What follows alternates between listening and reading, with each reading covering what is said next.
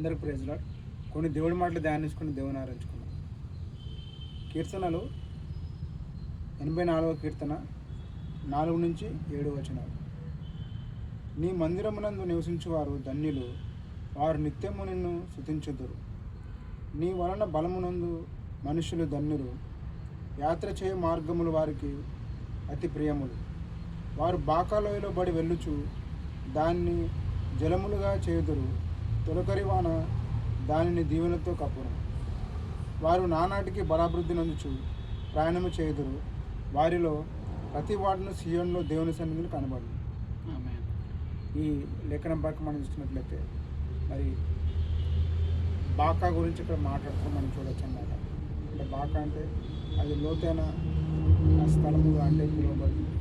అంటే మన జీవితంలో ఏదైతే మనం అనుభవిస్తున్న బాధ కావచ్చు, ఇబ్బందులు కావచ్చు, అది మనం ఎంత లోతుకి వెళ్ళిపోయినప్పుడు కూడా దేవుడు అటువంటి స్థితిలో కూడా దేవుడు గొప్ప విడుదలను దయచేసిన దేవుడు వాక్యం సెలవుస్తుంది.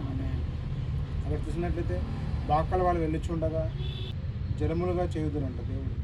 అంటే మనం ఎంత లోతులో పడిపోయినప్పుడు కూడా మరి లేఖనం చెప్తున్నది. మరి దావీదు అతనుకున్న శ్రమలను బట్టి అతను ఎంతో ఇబ్బందులు ఉన్నప్పుడు, మరి చాలా లోతైన స్థితిలో అతను పడిపోయినప్పుడు, అటువంటి స్థితిలో కూడా దేవుడు దావీదుతో మాట్లాడమని చూడొచ్చు అనమాట. అంటే ఆయనకి ఎటువంటి ఆధారం లేదు, అంత కృంగిన స్థితిలోకి అతను వెళ్ళిపోయినాడు. అంటే ఆయనకి చావు అడుగు మాత్రమే ఉన్నదంట. అంటే మనం చూసినట్లయితే వాక్య ప్రకారము మరి సౌలు మరి దావీదుని అక్కడ తరుముతున్నాడు చంపడానికి. 10 సంవత్సరాలు కూడా మరి దావీదు అదే పోరాటంలో మరి చావుకి మరి జీవంకి మరి ఒక్కడుగు తేడాతో అతను నడుస్తున్నాడు అనమాట. అటువంటి స్థితిలో మరి అంత లోతైన స్థితిలో కూడా దేవుడు ఆయనకి జవాబు ఇచ్చినాడు దావీదుకి. ఆ జవాబు దయచేసి విడుదల కలిగేసి మళ్ళీ ఆ సింహాసనాన్ని మరి దావీదుకి ఇచ్చినట్టు మనం చూడొచ్చు అనమాట. అలాగే మన జీవితంలో కూడా ఏదైతే ఎటువంటి వ్యాధి కావచ్చు, మరి ఎటువంటి బాధ కావచ్చు, ఎటువంటి అప్పుల బాధలు కావచ్చు, లేకపోతే మరి వివాహ సమస్యలు కావచ్చు, అది ఏదైనప్పుడు కూడా మనకి భయం అనేది ఏదైతే ఉందో మనకి, అదే నాకు రోగం ఉంది, నేను చనిపోతాననే భయం కావచ్చు, అలాగే నాకు అప్పులు ఉన్నాయి, నాకు ఆ అప్పు తీసుకోవడానికి నాకు ద్వారం లేదు అని భయపడవచ్చు, అదే నాకు వయసు అయిపోతుంది ఇంకా మరి వివాహం అనేది కలగలేదు అనే భయం కావచ్చు. అది ఏ భయం అయినప్పుడు కూడా, ఎంత లోతైనప్పుడు కూడా, ఎన్ని సంవత్సరాలు అయినప్పుడు కూడా దేవుడు అటువంటి స్థితి నుంచి కూడా విడుదల తెచ్చడానికి దేవుడు సెలవిస్తున్నాడు అన్నమాట. అంటే ఆ సమస్యలు మనకి ఏవైతున్నా బాకాలో దేవుడు మనకి విడుదల తెస్తున్నాడు. అంత లోతులో కూడా దేవుడు, ఎందుకంటే ఆయన సృష్టికర్త అనే దేవుడు, దేవుడు మరి ఈ సర్వలోకంలో అన్ని మరి సర్వంలోనూ దేవుడు నివసిస్తున్నాడు మనం చూడొచ్చు అనమాట. అగాధంలో మనం వెళ్ళిపోయినప్పుడు కూడా మరి దేవుడు అక్కడి నుంచి మరి మనకు విడుదల తెచ్చిందని చెప్పినాడు. సముద్రం మనం చూడొచ్చు అనమాట. ఆ సముద్రాన్ని సైతం మనం అంత లోతులో వెళ్ళిపోయిన దేవుడు అంత లోతు నుంచి మనకి మరి ఉన్నత స్థానానికి మమ్మల్ని నడిపించిన దేవుడు సిద్ధంగా ఉన్నాడు. కాబట్టి మనం ఏ విషయంలో కూడా భయపడకుండా మనం ఇక్కడ చూసినట్లయితే ఆ మందిరంలో నివసించి ధన్యులు వారు నిత్యము నిన్ను స్తుతించుదురంట. అంటే మనం ఎంత బాధ ఉన్నప్పుడు కూడా దేవుడి సన్నిధికి వచ్చి మనము స్తుతించి ఆరాధించడానికి అనే హృదయం దేవుడు మనకి ఇచ్చినాడు అనమాట. కాబట్టి మనం ఎటువంటి బాధ అయినా, ఎటువంటి ఇబ్బంది అయినా సరే మన దేవుని సన్నిధి ఎన్నడూ విడడానికి వీల్లేదనమాట. మనం చూసినట్లయితే దావీదు మరి ఒక తప్పు చేసినప్పుడు, నీ కృపను నా నుంచి దూరం చేయకు, కనీసం నీ సన్నిధికి మరి ద్వారం వద్ద నిలబడి నీ స్వరం వింటానని చెప్తున్నాను మన దేవుడు.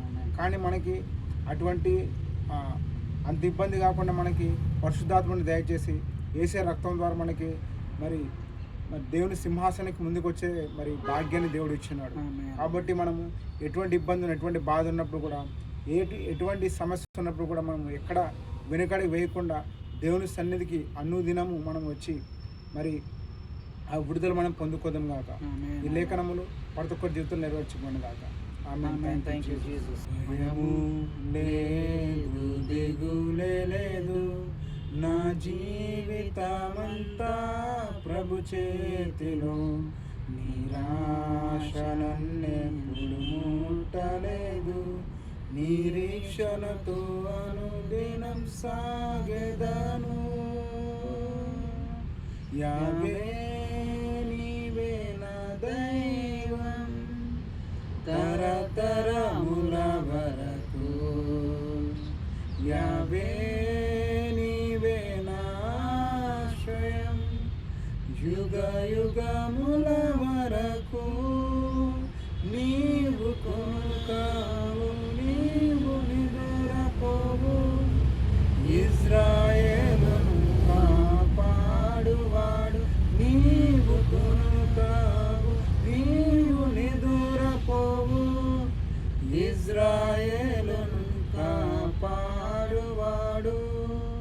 భయము లేదు, దిగులే లేదు, నా జీవితమంతా ప్రభు చేతిలో. నిరాశ నన్నెన్నడూ ముట్టలేదు, నిరీక్షణతో అనుదినం సాగెదము. హల్లెలూయా. Thank you Jesus.